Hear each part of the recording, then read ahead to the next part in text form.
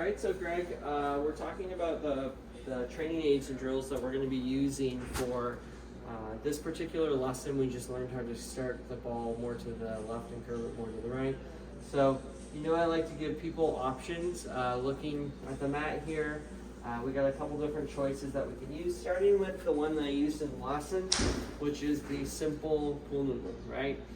It's also going to be very equivalent to the head cover. So, depending on how you want to use these as guardrails,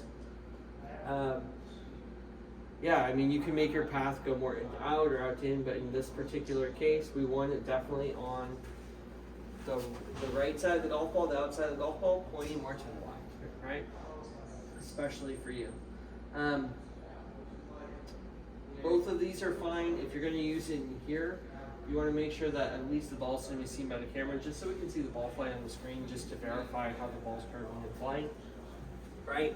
We can also upgrade just depending on how much money you want to invest, or if you want to keep one of these for yourself, right? But we have a speed trap here.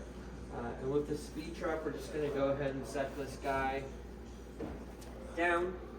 And as we set it down, it's going to give you that similar feeling of coming more from the outside in. And while I do think the simpler tools are fine, this is going to give you a little bit different feeling as you're coming through impact, because you have basically guardrails on both sides, right?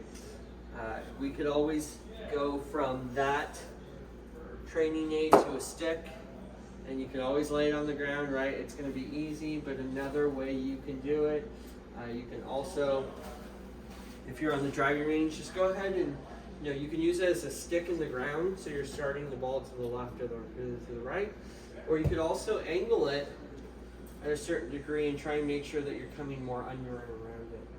Both of those are going to be fine options that you can do while you're on the golf course too, right? So you have tons of tools to be able to do this. We just got to get you to put in some time to practice it. Okay?